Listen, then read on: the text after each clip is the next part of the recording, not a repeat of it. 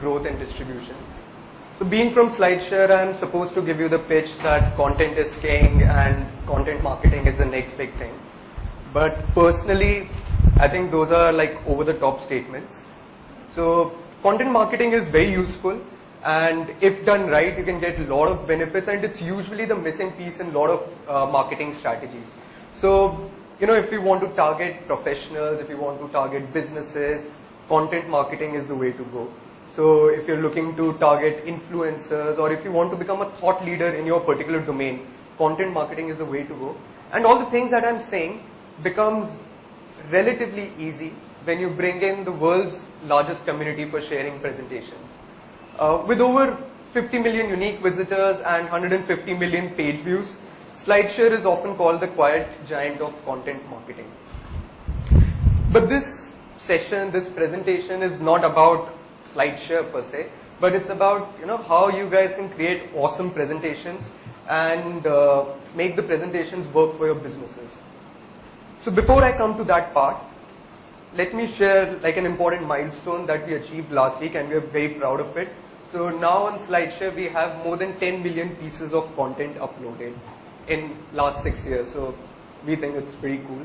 And these are some of the top categories from where our uploads come, or people upload in these categories. These are business, technology, education, travel, and health. So obviously when SlideShare started, the early adopters were from the tech area or business area, but slowly we're seeing a lot of presentations. People are sharing how they're traveling, or health-based presentations, education. They've really picked up in last few years. So now, coming to the very interesting part, so I've compiled a cheat sheet for you people, how to create like awesome presentations and generate lots of views on your content on SlideShare and maybe on other platforms also.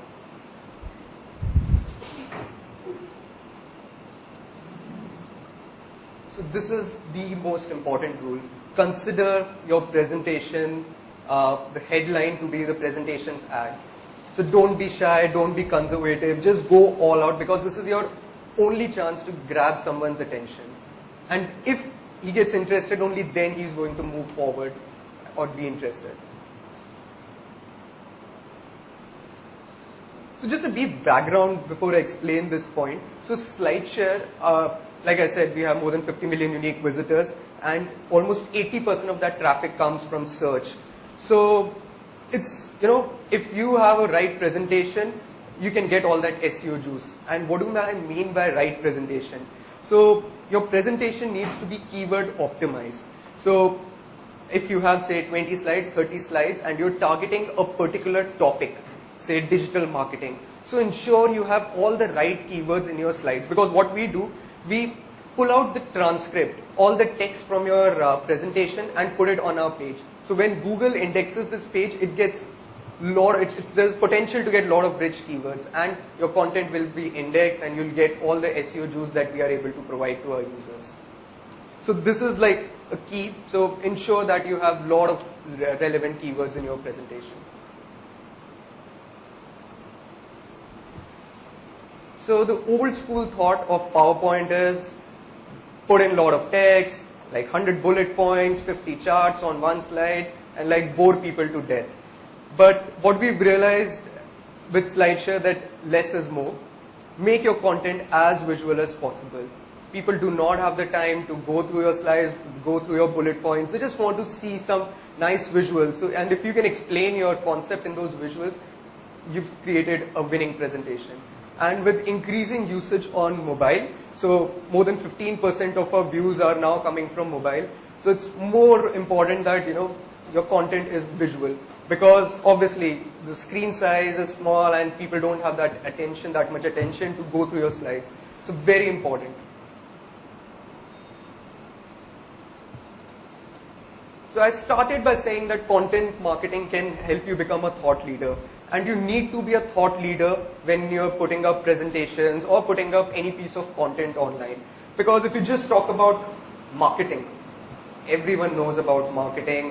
Kotler has written like hundreds of books on marketing, but you need to talk about specific things which people can benefit, they can value, they can see that maybe you're a specialist in SEO and I can get really great tips from you from SEO. So be a thought leader, talk about specific topics and not broad topics, because there are already tons of content on broad topics. So SlideShare is obviously not a standalone platform. You need to milk everything from Facebook, LinkedIn, Twitter, your blogs, so embed everything, use it as a vehicle, use your content as a vehicle and put it across the web. And what it does, the best thing that all these things can do, if your content is interesting and if your followers are liking it, they'll start talking about it, and then it gets featured on our homepage. You see all these sections, hot on Facebook, hot on Twitter. So, and this is where you can get really good traction. Like we've seen people getting, in a matter of few hours, from 100 views to 5,000 to 10,000 views because they were able to break it into our homepage.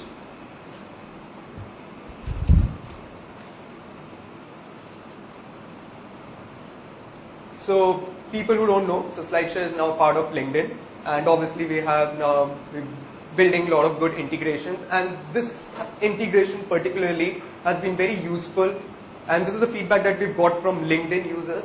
So on your LinkedIn profile now, you can add your presentations. So it's obviously no longer a static profile. You can add presentations from your work, from the different projects that you've done during any different time. So, and that helps in bringing credibility and obviously additional views over a longer period of time because your profile is there to stay.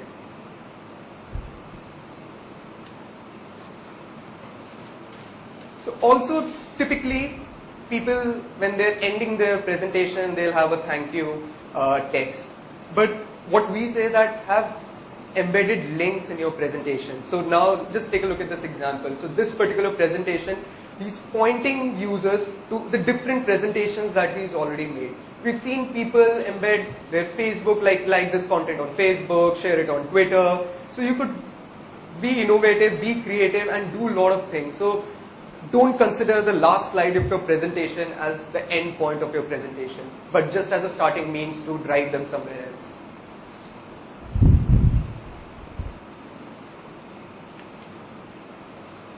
So I hope this cheat sheet was useful. So now, but if you're still wondering like what this gives me or what can I do more with my content, obviously there's a lot more that you can do with your content.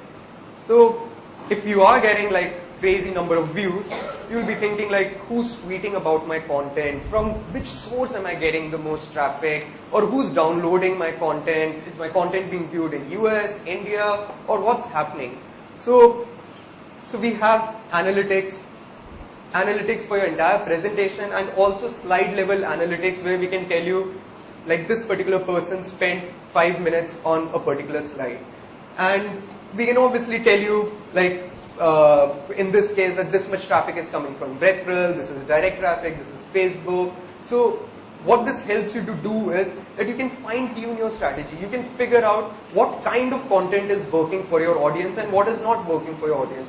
So maybe you can re-innovate the existing content or figure out what to do next.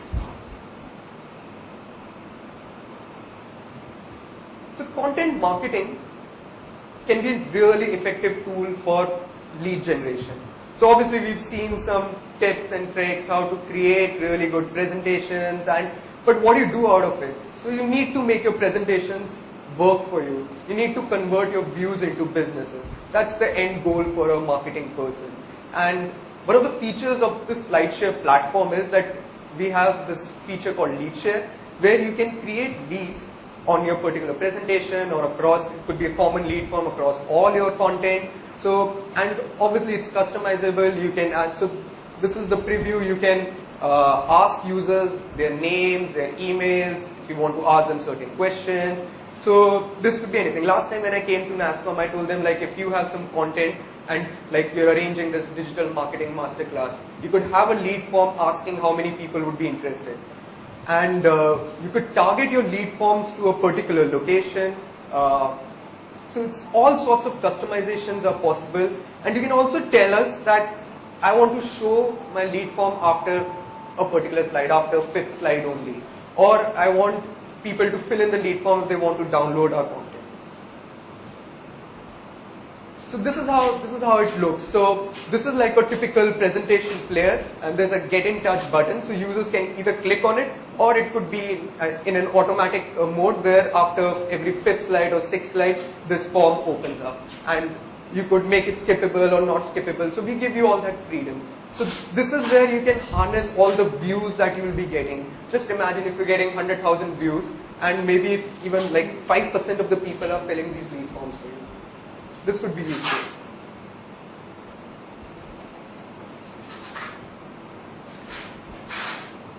Also, a lot of times, when we go back to the community and ask them, like in social media, what's happening, what's going wrong, what's going right. So a lot of times, things that they tell us that, we have like 10 employees or maybe 5 business units, and each of them is generating their own piece of content. There is a lot of fragmentation. How do we combine everything together?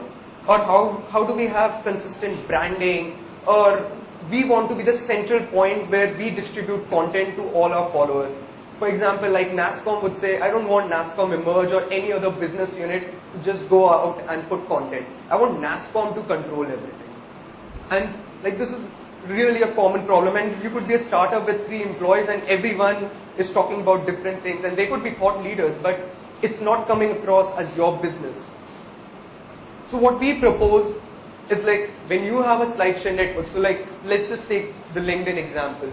So LinkedIn has multiple accounts on SlideShare. They are like marketing solution, sales solution, LinkedIn Europe, so all types of different business units, different countries. So everything's there. Now what they've done, this is the main LinkedIn network home. So all those accounts are being aggregated and all their content is also being aggregated. So now LinkedIn is deciding that we don't want to show all content from LinkedIn Europe. We just want to show specific content from LinkedIn Europe for people who are coming and who are looking for LinkedIn.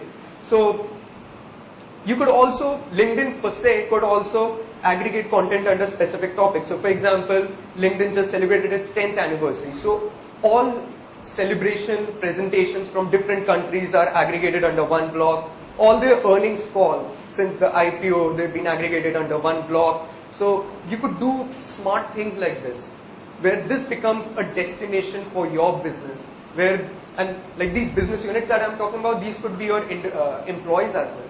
So you could club everything, you could aggregate everything over there.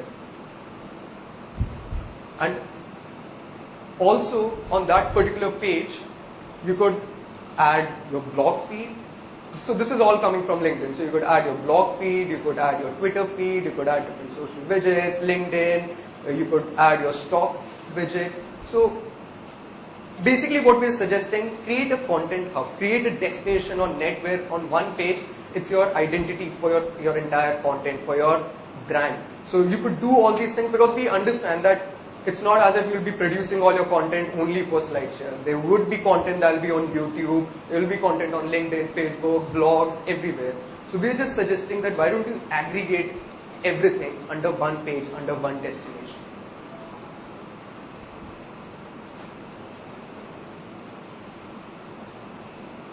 So, like enough said about how to create great presentations or what SlideShare can help you achieve. Let's just look at 2 very, very short case studies of how people have used SlideShare and what have been their experiences. So this is more of an individual or a startup, you could say. Mahesh Murthy, founder of Pinstorm. So I think in March he uploaded this deck, 60 countries on a plum shoestring, and now in about 2 months this presentation has more than 100,000 views. Just take a look at this distribution, 3.2 thousand likes on Facebook, hundreds of tweets and LinkedIn shares. And this is just on a single piece of content. So just imagine, like if you create engaging content for your users. So this was not related to his brand or anything, probably he just wanted to share his learnings, but this could be about your brand. You could be talking about your brand in all the ways that I told you about, like use more visuals and be a thought leader. So this is the kind of distribution and growth that the platform can give you. And I'm not saying it's only SlideShare. Obviously, there are other platforms also, but this is what content can do for you. And it just requires one piece of content, because now we have platforms like SlideShare. All these things have a social life. Maybe after, when you come back and see this presentation after a few months, those views would have increased, because obviously it's been indexed by Google and there will be traffic coming to this presentation again and again.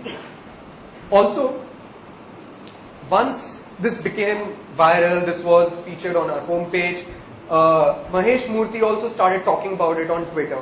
And people also started talking about on Twitter. They're talking to him that this is a great presentation, let's do this, let's do that. So it's, you're producing content on a separate platform and you're getting benefits on multiple other platforms that you're already present on.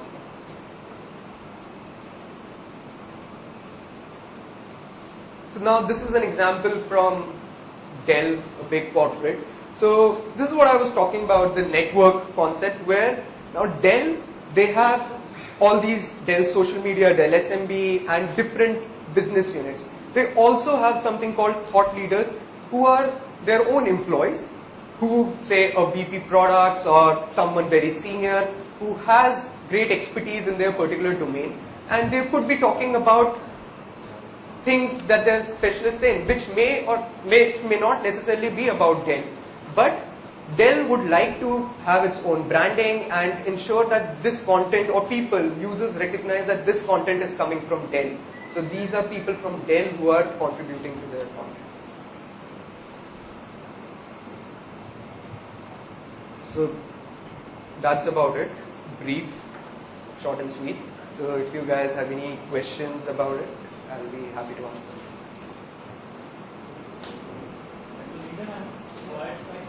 Yeah, it's been about more than 1 year now. SlideShare Pro, you basically showed a slide with Google Analytics, right? No, that's not Google Analytics. That's SlideShare Analytics. But in the back end, it looks like Google Analytics. These are the reports we see there. No, but if you look at all these things, so latest views, latest tweets, yeah. So all these things are this. So we have designed it, and obviously Google Analytics, it is one of the great tools. So you could say that maybe the UI is looking similar, but in terms of analytics, this is our own product that we give to our pro users.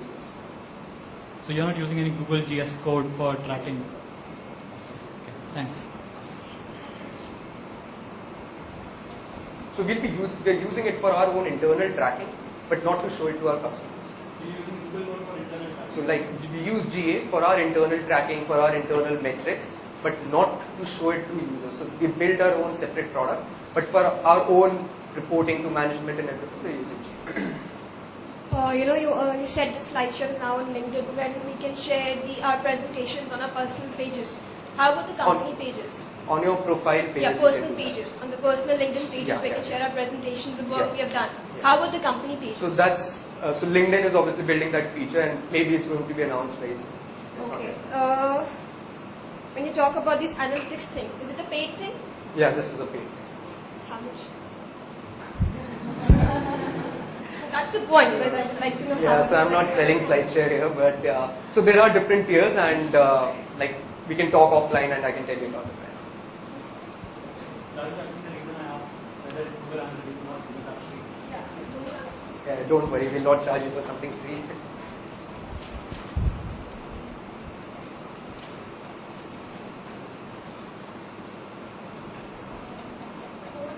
SME, and I've just made a website and I just have one blog. My kind of business doesn't need LinkedIn or Twitter, so how can SlideShare help me? So in content marketing, if I don't need, because there are businesses in Indian SMEs who don't need LinkedIn and Twitter, but they do need content. So suppose if your business is targeted towards B2B, it's targeting professionals. It's towards end consumers directly. So can SlideShare help me in that? Yeah, it can. So just imagine, so for example, like I was showing you Mahesh Murthy example. Just imagine if this deck came from ClearTrip or Make My Trip. Like so relevant to their industry. So I really don't know what your business is, and but just think about it. This could have been a ClearTrip, Make My Trip, sharing this presentation, and It's like a B2C creator, right? In digital marketing, we're dealing with small players, freelancers, SMEs, who are not even aware of SlideShare, but they do want to go into content marketing. And probably it won't be very cost effective for them to go for a pro version. So the basic one can be used for our benefit or... So Mahesh Murthy is a free user. He's not Okay. a pro user. So any specific tips on how can they benefit from SlideShare? So obviously the tips are, be a thought leader and follow the cheat sheet that I told you. Like, I think for me personally, making it visual, it's the key. So if your business is about like a lot of content, just try to be innovative. Try to create probably infographics or try to create a visual layer around your content, so which is easily readable. And then you can use the power of the platform to distribute the content. So I'm not saying go pro and only then you can get all these things. So this is not a sales pitch. So,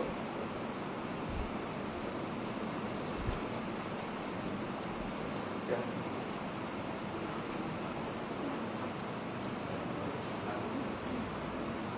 You said that the transcript goes to the, let's say the,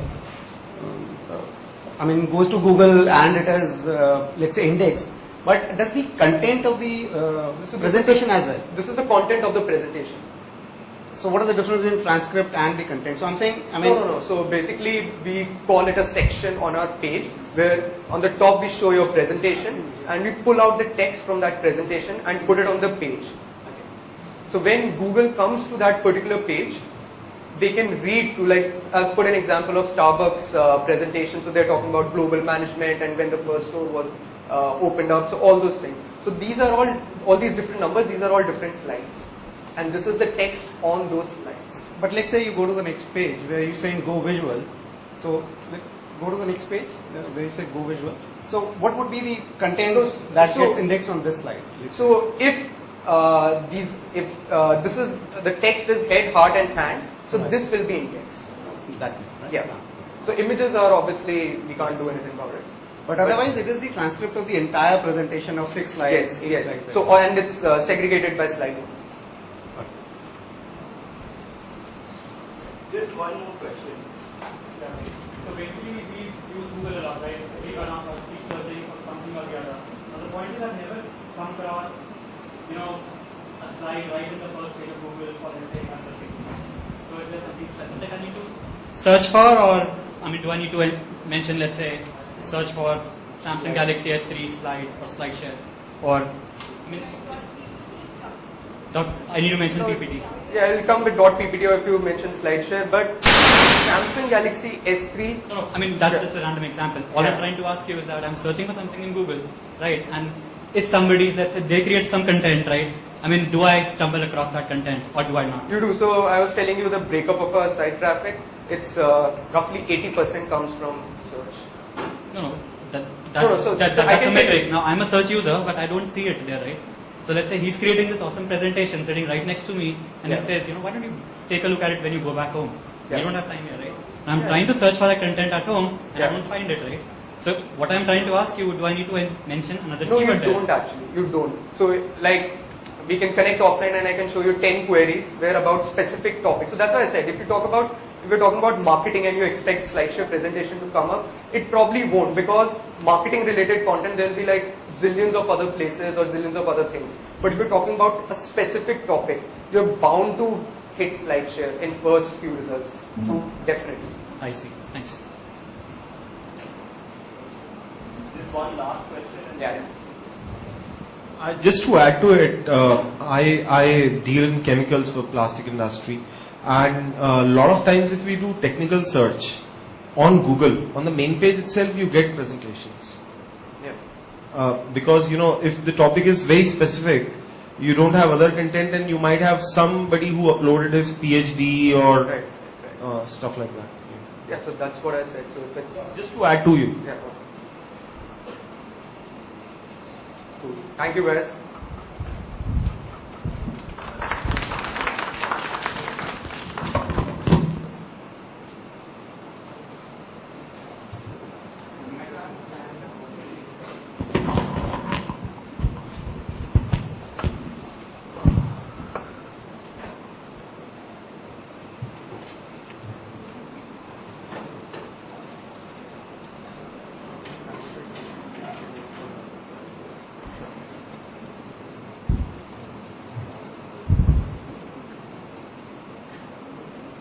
by the time he sets it up, let me have a quick introduction about myself. So I kind of work for the B2B marketing for Google India. I've been with Google for the last 2 years. So in this last 2 years, we have done a lot of revolutionary campaigns, I would say. How many of you have heard of Get India Business Online program? Okay, how many have actually used it and built their websites? Wow, we have one case. So how has been your experience? Well, we actually tried using it, we got the domain, everything happened, but we couldn't build the website. Okay. The tool did not work, we tried, calling them up multiple times. Okay. And overall, it was a horrible experience with the domain. Good. Basically blocked. We are unable to get that domain from them.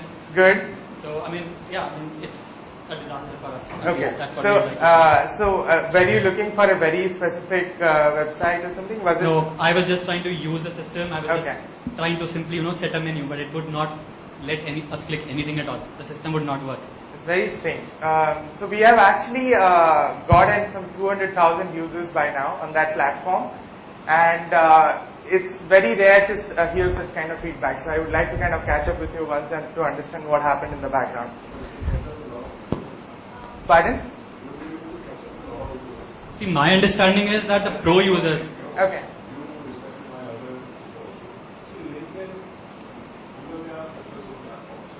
Challenge is most of the people around over here will face, and I would request you to address that challenge is, there's so much of clutter, how to go out and solve the things, it's not. Because so vague, and those people start to really want some answer and hand over it to whatever they are just not able to do it.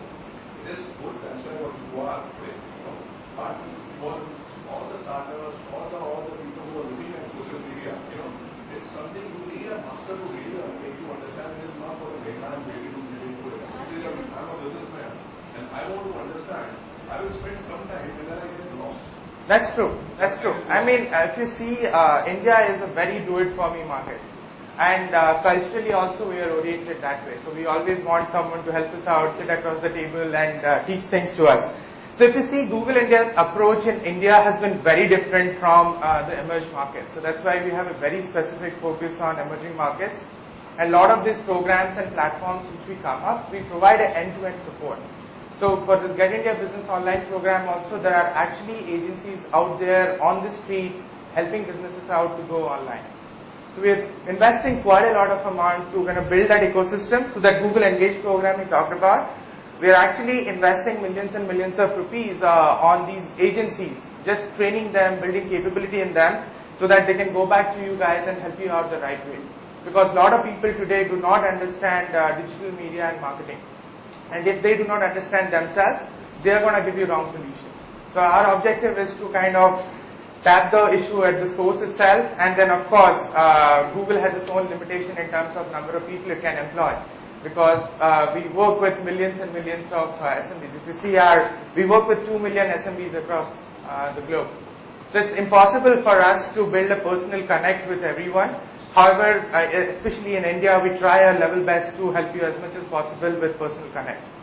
Anyway, so okay, so tell me what comes to your mind when you think of Google.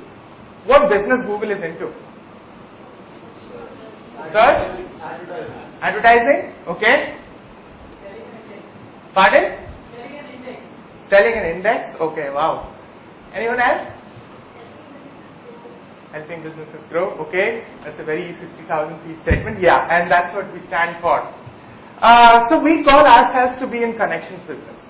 So at the end of the day, our motto is to kind of organize all the information that is available in the world and connect the user who is seeking for information to someone who is providing the information. So we're just a platform, and we call ourselves to be honestly in connection business. So all that you're seeing around is to connect you to relevant things, to connect you what you're really seeking for. As a business owner, what's your biggest task? Connect to the users, right? You want more and more customer, you want to reach out to new markets, new avenues, build a brand, build a product, build a solution. So that's why we help it.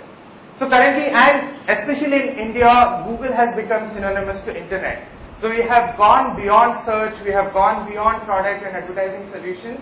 now we are doing a lot of things to shape the whole internet ecosystem in India. Because if you see today our internet penetration is about 10%. If you take a developed economy, it's like 90%, 95%. So there's a long way to go for us. And if companies like Google and others, if they don't take the initiative, and we are never going to be there in the next 10, 15 years. So getting a business online was one such initiative in that area, but we keep doing a lot of other activities which I can take you through the course of this presentation. So currently we have 150 million users online. So if I may ask, what do these users do typically? What do you think they do? Pardon? Look for the content? Yes. Anything else? Come on. You have to say Facebook. I'm just kidding. So there's a lot of engagement that's happening over the internet because more and more people are coming online. Of course, when they're coming online, they're looking for a purpose, they're looking for a solution or some information which otherwise would not have been available to them. And now out of the 150 million users, if you see the mobile trend, almost 87 million users are accessing internet through mobile. So this is coming as one of the biggest trend in last 1.5 years. So there have been estimates from different industries about how many users you'll have on mobile accessing internet. In last 1 year, we've broken all the estimates, all the forecasts, and then now if you see the number, by end of this year, we're expecting about 130 million users to be accessing internet over mobile. And if you look at the smartphone sales, it's just skyrocketing. Sometime it will probably exceed the sales of everything put together, your PC, your tablets, everything put together. This will be a lot more than that. So why am I telling you all this? Okay, I'll just skip this. And this is of course when people are online, they do a lot of activities. There are almost 100 million plus social actions per week happening. There are 60 million plus users active on different social platforms, talking to friends, doing things there. And this is another interesting observation we had. And in terms of number of search queries we see, over the last 5 years, suddenly people have become very inquisitive. I don't know why. So there's 20x growth in the number of search queries on different platforms. I'm not saying only on Google, but if you see there is a huge growth in terms of what people are looking for. And if you look at online video, it's just kind of, someday it's going to replace TV very soon if it grows at this rate. So any idea in India what an average user spends on TV on a daily basis? How much amount of time? 4 to 5 minutes? 4 to 5 hours? Wow, heavy TV users. It's about 19 minutes.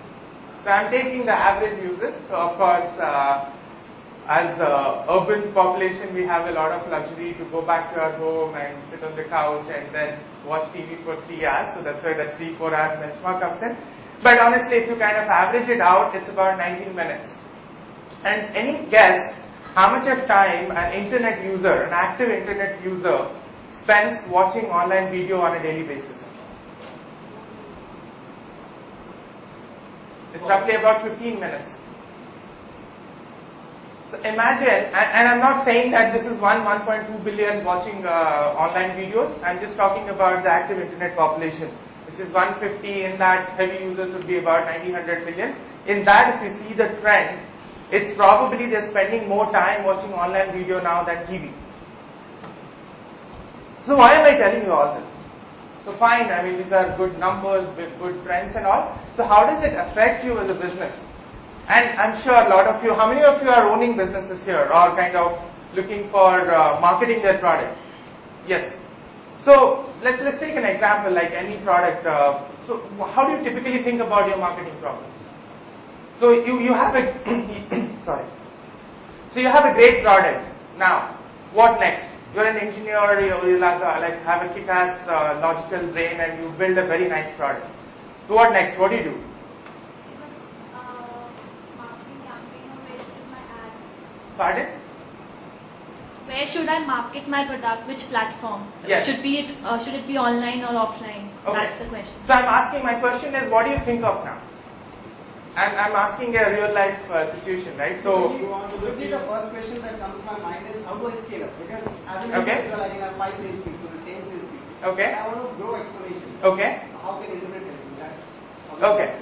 No, and so we'll come to internet, right? I'll talk about how can you leverage internet. But I'm asking, so all of you have built product solutions and services, and some point of time you would have been pretty small and you would have been thinking, okay, how do I grow this? And to grow, of course, marketing is one of the essential evil. You can't do away with it. So how did you go about it? Go on to the market, we start take it to the market, talk to people, get some users to actually use your product. Then only you can talk about getting on the internet and getting on paid advertising, etc., etc. Okay. Maybe go to market, find the target audience. Okay. So what reach can you have? So let's say you are in Delhi and you've launched a product. So what reach you think you can have to go to market and It can be print, it can be online, print, Right. newspapers, or online. okay. So you immediately think of maybe print because it's little affordable. You don't think of TV at this point of time because I mean it just your dollars just goes out in the dark there. You don't know who is watching and it's expensive as a property, so you don't do it, right? Or online campaign.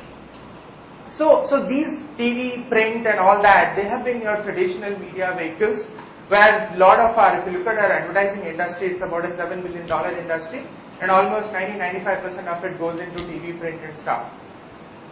Have you ever thought, okay, you come up with a newspaper ad, let's say on a local edition, let's say Delhi Times or Gurgaon Times. So you are reaching to, let's say, 2 million people or something. How many of them are actually your target audience? You are paying that amount to a media house for a reach of 2 million. But how many of that 2 million are actually your target customers? Maybe to start with 2,000, 200.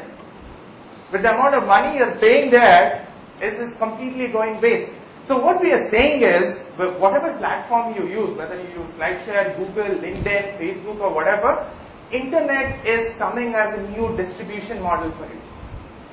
So you had traditional FMCG companies who built like great warehouses and then they built their sales channel, distributors, sub-distributors and all that. What happened with e-com?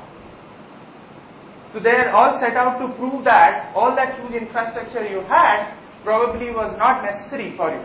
And some point of time I can have a direct reach to the customer and sell your product still. We are still at a very early stage of e-commerce, but that's the trend evolving. Gradually some point of time they will be there.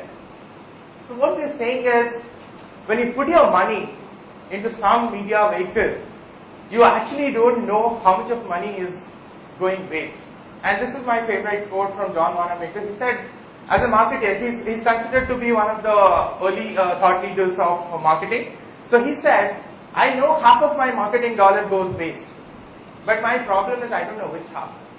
So I can't cut down on that half unless and until I know it. So that's where internet comes handy to you. So your marketing is changing now. So it earlier used to be a broadcast media. So you have print, you have TV. The publishers had the freedom to kind of bombard with any information they wanted to hear. But now marketing is becoming a dialogue. So people are talking about products, people are talking about features, services, experiences on different platforms. There's a lot more user engagement happening out there. And if you are not a part of those conversations, then your product will get lost in that crowd somewhere. This is what used to happen 10 years back. I'm sure all of us would relate to it, right? We used to have Doordarshan and a couple of channels. So 7 to 9, the whole family would be sitting in front of it, and in between there will be some signal issues, then you'll have those 7 color stripes. But you will not leave at the time of advertisement because you don't want to miss the beginning of the next session. So the broadcaster had a lot of freedom. Okay, I want to show you a crappy ad. I know the user is going to watch it. But it's not true today anymore. If you look at the share of time the urban user is spending these days, so they spend most of the time on surfing internet than actually reading a newspaper or a TV. So now, next 10-15 minutes, we're going to talk about how can you leverage internet as a distribution vehicle for your product services. Ultimately, what is the end goal of marketing? So end goal of marketing is to give you that reach, give you that distribution, give you that access, which internet is providing you today. So the question I'm asking you is, so we all know, I mean, we've been great about understanding how marketing works, and Arpit was telling we all have read Kotler's and known about marketing and all that, but have you seriously thought about how currently you're doing marketing? I mean, has your strategy changed in commensurate with these trends? Are you aware, are you catching up, or are you ahead of the trends? So that's what is going to decide where you're going to go as a company or as a product or as a service. So I come from FMCG background, so I used to work with Unilever, and so this concept came in like late 70s, I think. There is something called an FMOT, which is called first moment of truth. So P&G said that a consumer or a user decides whether to consume a product or service or not within the first 7 seconds of he having a glance of the product. So your first 7 seconds are very critical, and that makes or breaks the game. So then these companies came up with a whole plan of how can we improve visibility. So if you go to any FMCG company today, that is almost 60-70% of their marketing spend goes into building visibility. So there are visibility incentives to retailers, there are visibility elements all across the country. But now what we are saying is that is also becoming redundant. There is something called VMOT, which is zero moment of truth. So what happens, before even you go to a shop to buy something, you already have made up your mind. So the shop just becomes a destination for you go and see and pick up. So your decision process is no more happening at a point of purchase. So that's where you have to be there with the user when he is making these decisions. So we actually did study with a lot of industry, but this is some issue with this. Okay, so we actually did this study with a lot of industry just to understand the influence of the zero moment of truth on users. What came startling was, and this was data from an auto study, 54% of the car buyers, they actually changed their brand consideration after doing an online research. So when I say online research, it's about going and reading about features, reading about review sites, asking friends in their social network and all that, and the brand consideration changes. So if you look at what you need to do as a service or a brand is find your zero moments. Where can you actually be there with the user through his purchase decision cycle? Irrespective of whether it's a B2B, B2C, product, service, SaaS, whatever it is. This is a fundamental of marketing, right? You need to convince the user, you need to be with the user through his purchase decision cycle.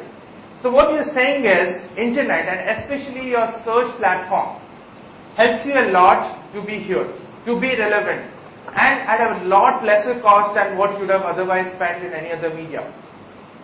So let's take an example, like I'm sure a lot of you would have bought some electronics product recently, right? Anyone bought a phone or a laptop or something? Or a TV? Okay, so let's take the example of a TV, right? So you don't know anything about what kind of TVs are available.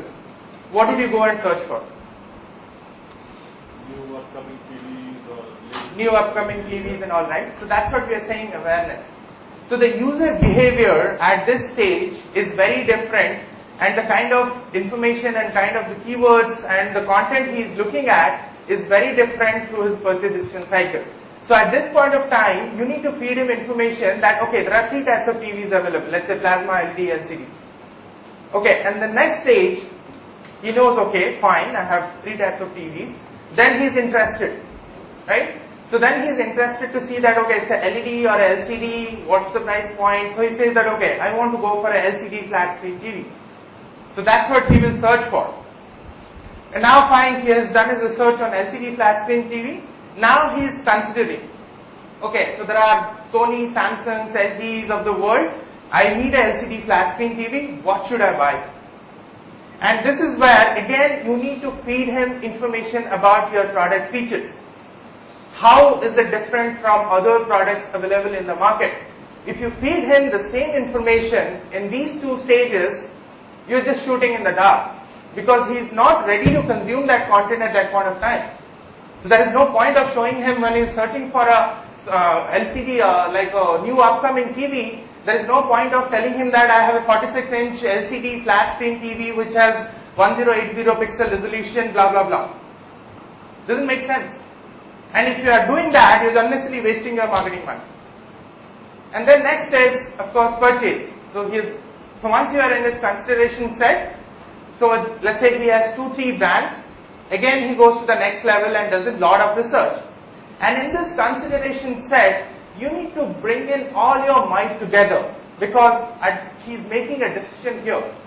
So whether it's about your product feature, whether it is about your word of mouth publicity over the internet, or whether it is your advocate, social media, whatever you can have, you need to everything need to culminate here. So how many of you have heard of Google AdWords? So it's a simple search advertising product, right? The basic way it works is on this philosophy. So we help you to target the users at the right place at the right time. So you can define your target segment, you can define different communication messages for them, and it will only get displayed when they are looking for that specific set of information. This was on the search platform. So why to restrict yourself to the search platform, right? There are billions of websites across the globe, and these billions of websites are again attracting billions of users who are spending time on those websites. So why not tap into those inventories? Why not show something relevant to the user on those websites when he's not searching for anything? Maybe let's say he's a sports buff, maybe he's going and looking at a IPL highlight on some Crick Info, and Adidas wants to target that user at that point of time because Adidas has come up with an IPL specific new shoe range. But he's not searching to buy a shoe at that point of time. But yes, you can still be in his consideration set, build his intent, be in his consideration set, build your brand awareness through this. So display is more, so search is more of a direct response kind of money you'll put in. Display is more of a mix of, I would say 60% would be direct response, 40% would be brand. So, and here you can be a lot more creative, you can have imageries, you can have flash, you can have interesting communication just to have a visual appeal to the user. And also you can target very specifically on the need you have. So you can have a keyword contextual targeting. So which I was saying that somebody looking for a cricket, you can target your cricket related, sports related products to him, and only it will display on those kind of websites. Topic and placement targeting. So for example, somebody, you say that, okay, I want to sell my BP monitoring machine for someone who is looking at health articles. So anyone who is kind of looking for a topic, you can also target them with your products. There is also something called interest category targeting. So every user, depending on your behavior over the internet over the last 3 months, gets categorized to a particular interest category. So let's say in last 4 or 5 months, you have searched for or consumed a lot of Bollywood content.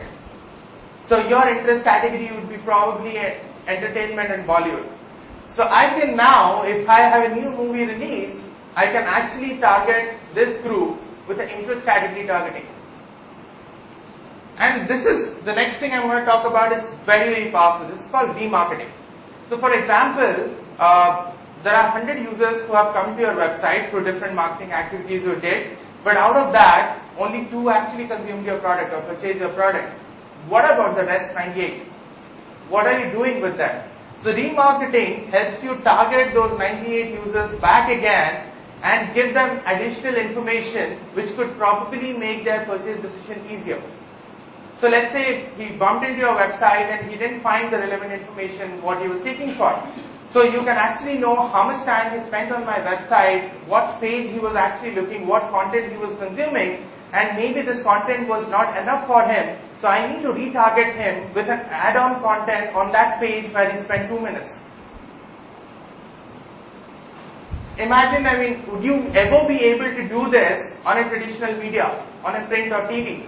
Your advertisement is broadcasted once, it's gone. Yeah. Sorry to cut you short. When you say interest category, so you're basing stuff on what the user has been searching for the past 3 months, right? What the user has been consuming, not searching for. Okay, so that's based on only if he signed in or not. No, it's a cookie-based cookie dropping thing, right? So you don't have to be signed in. So whatever the user is doing on the internet, whether it's just going to a specific site or whether he's searching, Yes. that is something that you can pick up. Yes. And, Yes.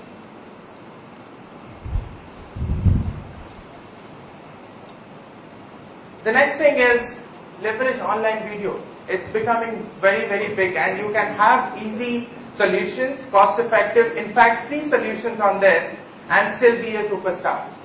So you would have seen a lot of such examples, like I don't know how many of you have heard this Shraddha, that YouTube singer. So imagine like the kind of race she became, and all she did is rode on this wave. So what he's saying is, YouTube is a free platform, right? And there are a lot of such free platforms available over the internet. So what he's saying is, have relevant content, give good, credible source of information to your users. So, and it not necessarily be always the information about your product. So you can always give information about your specific industry, about the recent happenings in that industry, and how your product solves the solution. You can have articles and all that. So be a source of content, source of information, because content is the king. The only way you will build a connect to the user is if you are having the right content which he is interested in. So invest a lot of time thinking about what content is relevant for my target segment. What will make him come to my website or come to my business, but not immediately bounce off, but spend 3 minutes. How can I position my whole communication that way? And you can also engage in unique ways, right? So a lot of brands which have done this. So there are a lot of live cooking shows that happen on YouTube today. So in fact, it's not such a big revenue model in India. In UK, there is a person who has made millions and millions of dollars by doing a live cookery show. All he has done is kind of collaborated with 10 big chefs. He does host the shows, goes and records the shows from the chefs, posts this in his YouTube channel and monetizes it. And he is like a multi-millionaire. So you can monetize your content as long as it is interesting. You can kind of monetize it the way you want. This is what I was talking about, Shraddha Sharma. So any new release, music release comes from her, it immediately gets about 80-90,000 views. And also on internet, we can engage with users in very innovative ways. I'll just play this video.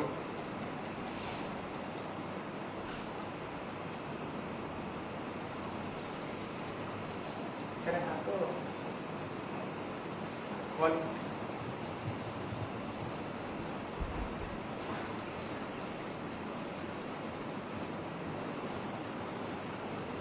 Series, powered by Intel Core i5 processor.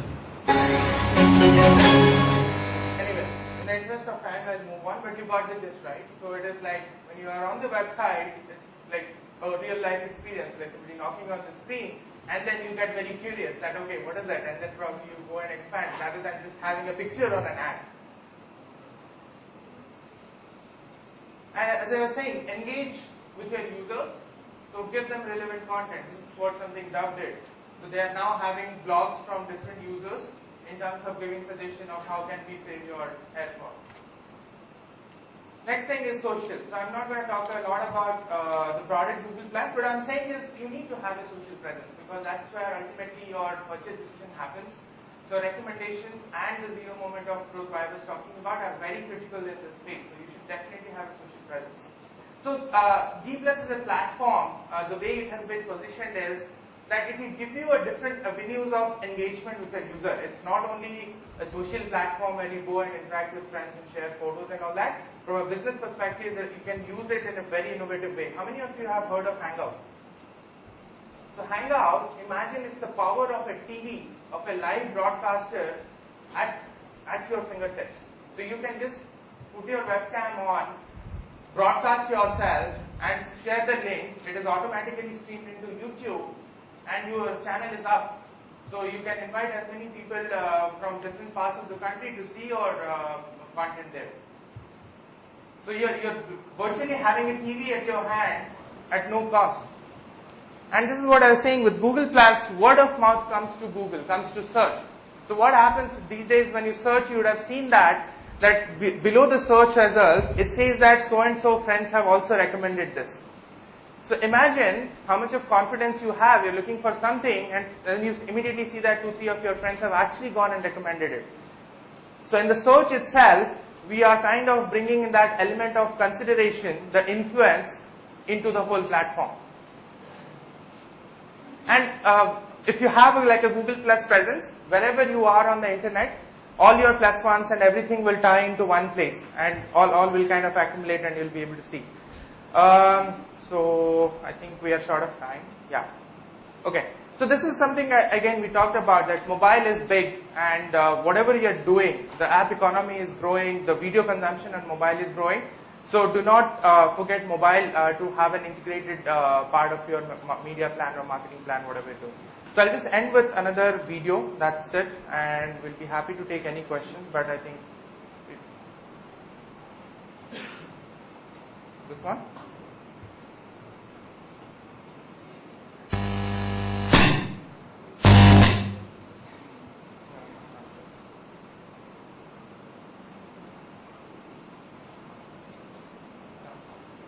Anyway, the video is not playing, there's some issue.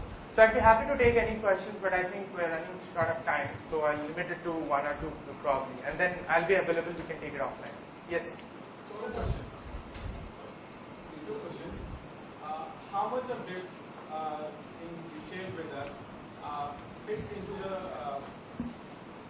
fits into the marketing strategy of a B2B product, where you have a customer or a customer base of very niche people sitting in offices. You can't expect them to switch on their speakers and see a video, right? You can't expect them to go onto Google Plus or Facebook to view the feed. So how much of this fits into a B2B context? See, B2B context, your search and display are bang on, right? So we don't need to debate on that. So the only thing you're talking about is probably a social integration or a video integration. Right. So I'm saying you may not give him a window to consume the video immediately, but let's say you're doing an email campaign. So there's no harm in embedding a video link, which the user, if he's curious, at some point of time he will be considering you for a purchase. He can go and get every information in a very visual way and in an engaging way than what you would have written in an email. So for a B2B, I'm not saying that you should go and create a YouTube channel and engage with 50,000 customers, but you can use this medium still to impart the communication in a very powerful way. Another question. You started with India Get Online product, saying that Google is very much aware and putting a lot of money into getting businesses online, doing a lot of things for India, small businesses, etc., etc. Then why has Google stopped the Google Apps Standard Edition? What has been the reason behind it? Because has it been just a monetary thing, or is there some thought behind it? See, what we realized is free things never work. Why is India Get Online free then? Pardon? It was always a freemium model, right? So you can go up to 10 emails and all that, and after that you have to upgrade. So we internally have had a lot of debate whether to have it or not. But the problem we saw was, to be very honest, a lot of small businesses, they do not have a very stickiness to one particular domain. So what happens is, let's say you have hired the 11th employee. So you would go and create another domain and activate another apps account and still use it. And you have a kind of intercommunication with apps account as well, right? So the purpose of having a freemium model was being defeated, and people were using it to their advantage. So we did a lot of research, and it's a big executive decision. Probably it was with the board for about 6-8 months, but this is what came out of the whole research across the globe. So no more questions, please. More questions we can take offline. Yeah, I'll be outside, so if you have any questions, let me know. Thanks a lot, Swagat. And I'm sure a lot of you would like to connect with him offline. He's going to be around. So after the next session, after we break, for lunch, then we can probably catch up. So now I'd like to invite our digital marketing gurus, Vivek and Benedict from Communicate 2. Vivek has spent about 10 years guiding digital advertising strategies of large companies who are also very big online. Companies like MTV, Merrill Lynch, and ICICI Bank in India and global markets. Benedict is a VP and head of strategy at Communicate 2. He has helped companies like Royal Bank of Scotland, Citibank with their digital marketing campaign in the UK previously. So without further ado, let's set a stage to our guru. Thanks.